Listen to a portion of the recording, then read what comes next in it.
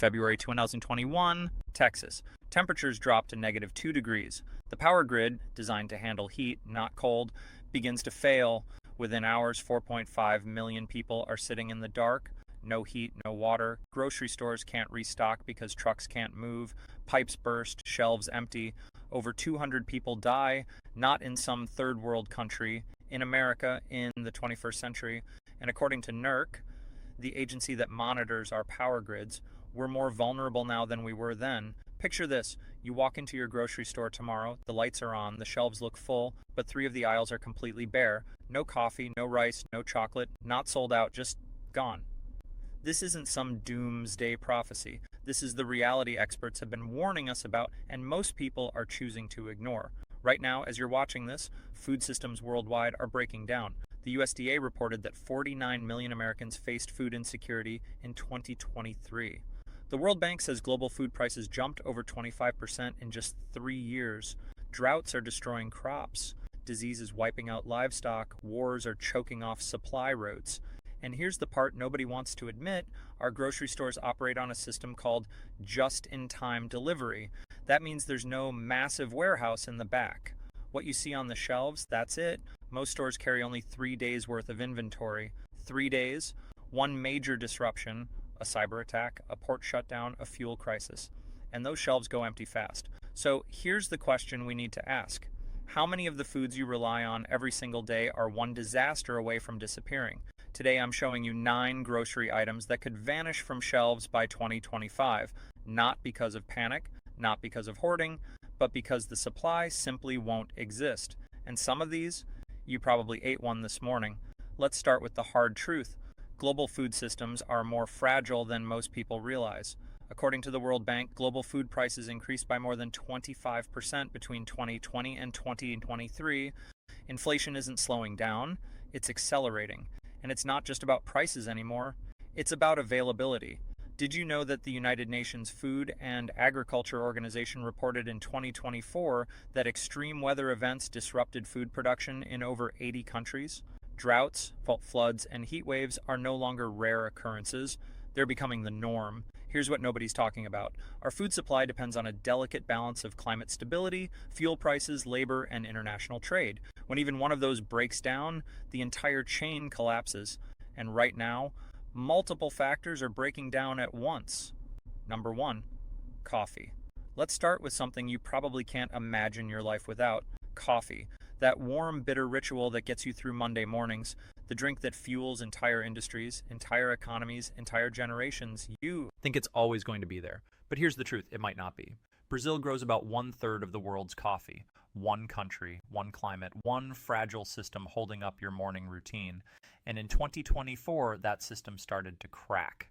Severe drought swept through Brazil's coffee-growing regions. Then came the frost, unseasonable, devastating frost that killed millions of coffee plants overnight.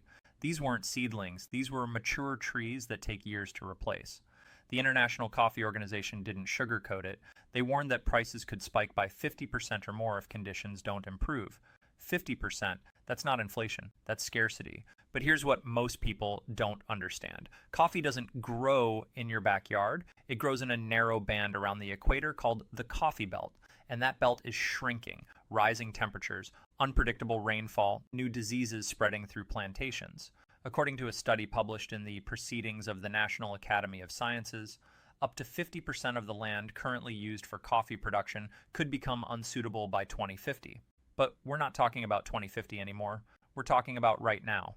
Did you know that in some regions of Central America, entire coffee farms have already been abandoned? Farmers can't afford to replant, can't afford to fight the droughts and the pests and the collapsing prices all at once. They're walking away. And when they do, that coffee doesn't just move somewhere else, it disappears. Your morning cup of coffee depends on weather patterns thousands of miles away, on farmers you'll never meet, on a climate system that's becoming more unstable every single year. And coffee, it's just the beginning, because the next item on this list affects even more people, and the situation is somehow even worse. Number 2, chocolate. Now, let's talk about something that feels almost sacred in our culture. Chocolate, birthday cakes, Halloween candy, that bar you grab at the checkout line when you've had a terrible day. It's comfort food, it's celebration, it's woven into our lives in ways we don't even think about. But chocolate is disappearing, and the crisis is already here. West Africa produces 70% of the world's cocoa. 70%? Two countries, Ghana and Ivory Coast, are responsible for keeping chocolate on every shelf in America. Two countries. And both of them are in serious trouble. According to the World Cocoa Foundation, cocoa crops are being devastated by three major threats: disease, aging trees, and rainfall patterns that no longer make sense. Cocoa pod borer, black pod disease, swollen shoot virus. These aren't minor setbacks, these are crop killers, and they're spreading. Here's what nobody's talking about. The average cocoa tree in West Africa is over 30 years old. That's ancient in agricultural terms. These trees produce less every single year. And replanting? It takes 5 to 7 years before a new cocoa tree produces its first harvest. 5 to 7 years. Farmers can't afford to wait that long. They can't afford to rip out dying trees and gamble on a future that might never come. Ghana's cocoa production dropped by over 20% in recent years. Ivory Coast isn't far behind, and the result? Chocolate prices have already risen by 45% since 2022. But price increases are just the warning sign. Did you know that major chocolate manufacturers are already reformulating recipes, using less cocoa, more fillers, more substitutes? They're preparing for a world where real chocolate is a luxury item, where the chocolate bar your kids love becomes something you can't afford or can't find at all, and it gets worse. Because cocoa farmers are some of the poorest agricultural workers on the planet. When prices collapse or crops fail, they don't switch to another job. They abandon the farms entirely. Their children don't take over. The knowledge dies. The farms go silent. And once that happens, there's no bringing it back. This isn't some distant problem. Walk into any grocery store right now and look at the chocolate aisle. Notice how the bars are getting smaller, how the prices keep climbing. That's not greed, that's scarcity, that's the beginning of the end. And the next item, it's something billions of people depend on to survive. Number 3, rice. Rice. For most Americans, it's a side dish, something you throw in the microwave or order with takeout. But for over half the world's population, rice isn't optional. It's survival. It's the difference between eating and starving. And right now, the global rice supply is collapsing.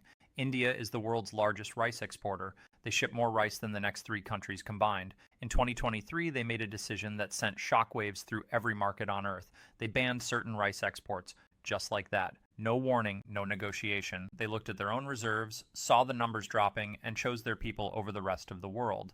And here's the thing, you can't blame them. Because when your own population is at risk, exports become a luxury you can't afford. But India wasn't the only problem. Southeast Asia, Thailand, Vietnam, Cambodia, these countries produce massive amounts of rice, and in 2023 and 2024, droughts tore through the region like a wildfire. Rice paddies need water, lots of it. Consistent, predictable water. When the monsoons fail, when rivers run dry, the rice doesn't grow. It's that simple, and that brutal. The Mekong River, which feeds rice production across multiple countries, hit its lowest levels in decades. Farmers watched their fields crack and turn to dust. The USDA didn't sugarcoat the numbers. Global rice stocks are at their lowest levels in years. Not since the 2008 food crisis have we seen reserves this thin, and back then, rice prices doubled in some countries. Food riots broke out in over 30 nations. Governments fell. People died. That wasn't ancient history. That was 17 years ago, and we're heading back in that direction. Did you know that rice accounts for 20% of all calories consumed by humans worldwide? 20%. Imagine if that suddenly became scarce. Imagine prices tripling. Imagine walking into your local Asian market and seeing the rice aisle empty, not low stock, empty, because that's already happening in parts of the world right now. The Philippines, a country that lives on rice, had to implement emergency imports just to keep their population fed. Here's what keeps experts up at night. Rice is a staple crop. When staple crops fail, people don't just go hungry, they panic, they hoard, they fight. History has shown us this pattern over and over again. Food scarcity doesn't just create hunger, it creates chaos. And rice shortages don't stay contained to one region, they ripple outward. They destabilize markets, they drive up prices on everything else. You might think this doesn't affect you. You might think you can just switch to pasta or potatoes or bread. But here's the reality. When one staple crop fails, the pressure shifts to all the others. And the next item on this list, it's already feeling that pressure in a big way. Number 4, olive oil. Olive oil, it's in your kitchen right now, on your salad, in your pan, drizzled over pasta. For thousands of years, olive oil has been called liquid gold. The ancient Greeks weren't exaggerating, and right now it's becoming more precious and more scarce than most people realize. Spain produces nearly half of the world's olive oil. Half. Walk into any grocery store in America, pick up a bottle of olive oil, and there's a good chance it came from Spanish soil, or at least it used to. Because in 2023, Spain faced one of the worst droughts in recorded history. Temperatures soared past 110 degrees Fahrenheit in some regions. Olive groves that had survived for generations started to wither. Trees that normally produce hundreds of pounds of olives gave almost nothing. Entire harvests failed. The numbers don't lie. Production dropped by 40% in a single year. 40%, that's not a bad season. That's a catastrophic collapse. And the result? Prices doubled in many places. Some areas saw increases of 150% or more. If you cook with olive oil, you've probably already noticed. That bottle that used to cost $8, now it's $15, $20, and climbing. But here's what most people don't understand. Olive trees don't bounce back quickly. When they're stressed by extreme heat and drought, it takes years for them to recover. Sometimes they never do. The older trees, the ones that produce the highest quality oil, are the most vulnerable. When they die, you can't just plant a new one and pick up where you left off. Olive trees take 15 to 20 years to reach full production. 20 years. An entire generation. Did you know that Italy and Greece, the other major producers, are facing the same crisis? Droughts, heat waves, fires tearing through ancient groves. According to the European Commission, the entire Mediterranean region is experiencing climate conditions that could permanently change olive oil production. This isn't a temporary shortage, this is a fundamental shift. And it's not just about cooking. Olive oil is used in cosmetics, in pharmaceuticals, in food manufacturing. When supply drops and prices soar, entire industries feel the impact. Restaurants change their menus, food manufacturers reformulate products, and consumers, they start looking for substitutes. But here's the problem. There aren't many good substitutes, and the ones that exist are facing their own crises. Walk down the cooking oil aisle in your grocery store. Notice how many options there used to be. Notice how some brands have disappeared entirely, how some shelves sit half empty even when there's no panic buying. That's not mismanagement, that's the supply chain screaming at us. That's the warning we keep ignoring. Olive oil was one of humanity's first preserved foods, a staple of civilization itself. And now, in our lifetime, it's becoming a luxury item, something you ration, something you save for special occasions. And if you think that's bad, wait until you hear what's happening to the next item, because this one could trigger a global crisis. Number 5, wheat.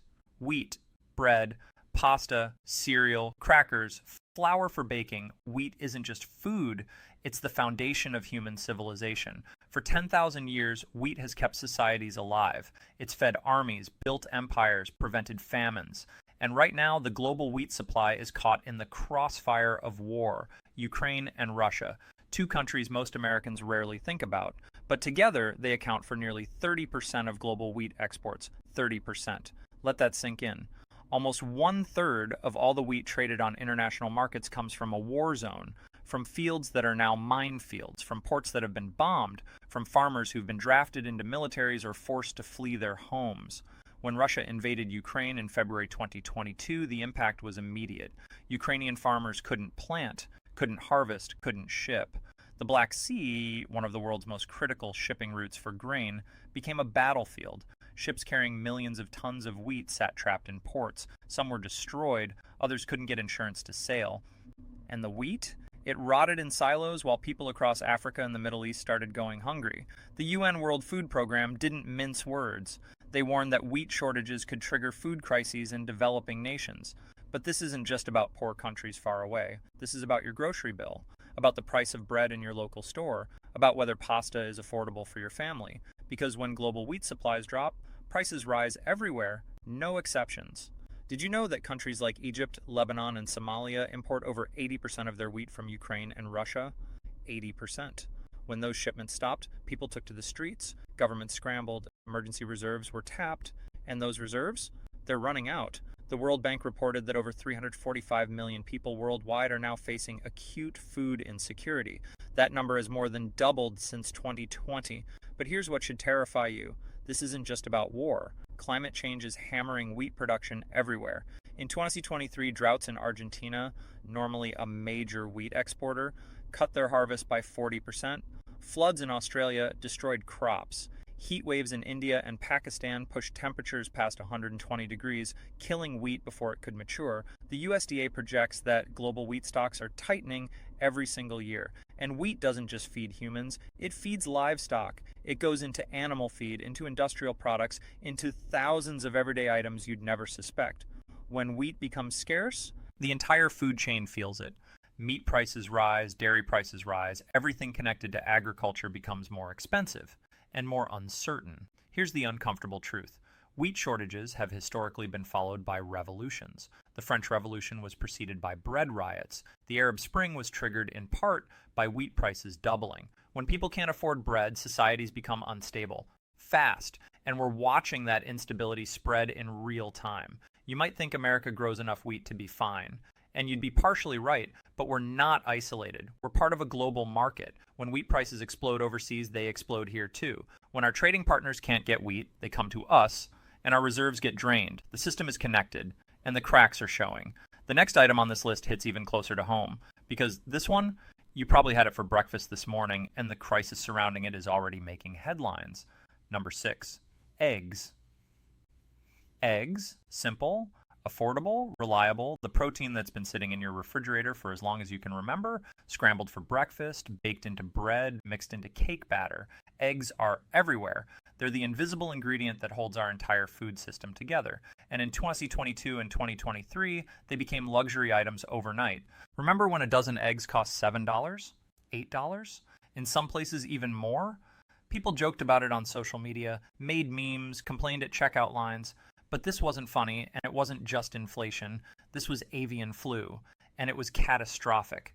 According to the CDC, avian flu outbreaks killed over 58 million birds in the United States alone. 58 million. Not sick birds that recovered, dead birds, entire flocks wiped out in days. When avian flu hits a commercial chicken operation, there's no cure, no treatment, no waiting it out. The entire flock gets euthanized immediately.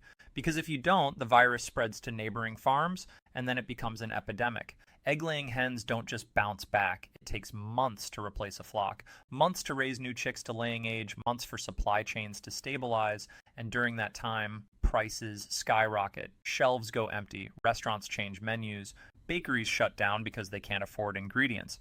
This wasn't a theoretical problem. This happened in America in the 21st century. But here's the part that should keep you up at night. Experts say another outbreak is not a matter of if, but when. The virus didn't disappear. It's still out there, still mutating, still spreading through wild bird populations. Ducks, geese, migratory birds that don't respect borders or biosecurity measures. They land on farms, they contaminate water supplies, and the virus jumps to domestic flocks. Did you know that avian flu has a mortality rate of nearly 90% in chickens? Once it's in your flock, it's over. And the 2022 outbreak wasn't even the worst we've seen globally. In Asia, avian flu has been killing poultry for decades. Some strains have even jumped to humans. The World Health Organization has been tracking mutations closely, because if avian flu ever becomes easily transmissible between humans, we're not just talking about expensive eggs anymore, we're talking about a pandemic. Right now, egg prices have stabilized somewhat, supply is recovering, but the infrastructure is still fragile, still vulnerable. One bad outbreak, one new strain, one failure in biosecurity, and we're back to empty shelves and $7 eggs, or worse, because next time it might not recover as quickly. Eggs aren't just breakfast, they're in your mayonnaise, your vaccines, your baked goods, your pasta. Eggs are woven into the fabric of modern food production in ways most people never think about. And that supply? It's hanging by a thread. The next item might seem less critical at first glance, but when you understand what's really happening, you'll realize it's a warning sign for something much bigger. Number 7, honey. Honey, golden, sweet, natural. It's been on our tables for thousands of years. Ancient Egyptians buried it in tombs because it never spoils. Civilizations have used it as medicine, as currency, as sacred offering. It's one of nature's perfect foods. But honey isn't the real story here. The real story is what produces it. Bees, and they're dying at a rate that should terrify every single person watching this. The USDA reports that beekeepers have lost an average of 48% of their colonies in recent years. Read that again. 48%, nearly half of all bee colonies are dying every single year. Imagine if half of all cattle died annually, or half of all wheat crops failed. There would be national emergencies, federal interventions, 24-hour news coverage, but because they're insects, because they're small, because most people don't understand what they do, we're ignoring it. Colony collapse disorder. That's what scientists call it when bees simply vanish. Worker bees abandon their hives, leave behind the queen, the larvae, the honey stores. They just disappear. No bodies, no explanation, just empty hives and silence. Researchers have been studying this phenomenon for years, and the causes are stacking up. Pesticides, parasites, habitat loss, climate change, disease. It's not one thing, it's everything, all at once. And the bees can't keep up. Did you know that 1/3 of the food you eat depends on pollinators? 1/3. Almonds, apples, blueberries, cucumbers, pumpkins, watermelons, avocados. The list goes on and on. These crops don't pollinate themselves. They need bees. Honeybees specifically carry the weight of commercial agriculture. And when bee populations collapse, those crops don't just produce less. Some don't produce at all. California's almond industry, worth over $5 billion, is entirely dependent on honeybee pollination. Beekeepers truck millions of hives across the country every spring just to pollinate almond orchards. But every year, there are fewer hives to truck, fewer bees to do the work, and the pressure keeps building. Some beekeepers are losing 60%, 70%, even 80% of their colonies each year. These aren't hobbyists. These are professional operations, generational businesses, and they're going bankrupt. But let's get back to honey for a moment, because even if you don't care about almonds or apples, even if you think agriculture will figure it out somehow, honey itself is vanishing. The United States now imports over 2/3 of the honey consumed domestically. 2/3. Because American bees can't produce enough anymore. And a lot of that imported honey, it's fake, cut with corn syrup, stripped of pollen so you can't trace where it came from. The FDA has found that up to 76% of honey sold in U.S. grocery stores has been ultra-filtered and adulterated. You're not even getting real honey anymore. And here's the nightmare scenario that keeps ecologists awake. Bees are a keystone species. When they collapse, ecosystems collapse. Wild plants that depend on pollinators die out. Animals that eat those plants lose their food source. Predators that eat those animals starve. It's a cascade, a domino effect that doesn't stop. We're not just losing honey, we're losing the invisible architecture that holds the natural world together. This isn't some far-off environmental crisis. This is happening right now, in your county, in your state. Beekeepers are watching their life's work die in front of them. And most people have no idea. They see honey on a shelf and assume everything's fine, but it's not fine. It's the opposite of fine. The next item on this list seems innocent, familiar, something you've probably eaten 1,000 times, but what's happening to it reveals just how fragile our entire food system has become. If this video opened your eyes, do 2 things right now. First, hit that subscribe button and turn on notifications, because next week I'm showing you exactly how to build a 6-month food stockpile on a tight budget. Real strategies, real food, no survivalist bunker required. Second, share this video with someone who needs to see it. Your family, your friends, the people you care about, because the time to prepare isn't when the shelves are empty, it's right now while you still can. I'll see you in the next one. Stay safe, stay ready, and remember, knowledge is your best survival tool. Here's your action plan. Subscribe right now and hit that bell icon. My next video drops in 3 days, and it's a complete guide to emergency food storage that actually works. Then go to your pantry right now. Look at what you have. Could you feed your family for 3 days if stores close tomorrow, 1 week, 1 month? If the answer is no, you've got work to do. Drop a comment below telling me which item on this list shocked you most, and share this video. Because preparedness isn't selfish, it's responsible. The crisis is already here. The question is, will you be ready? I'll see you in the next one.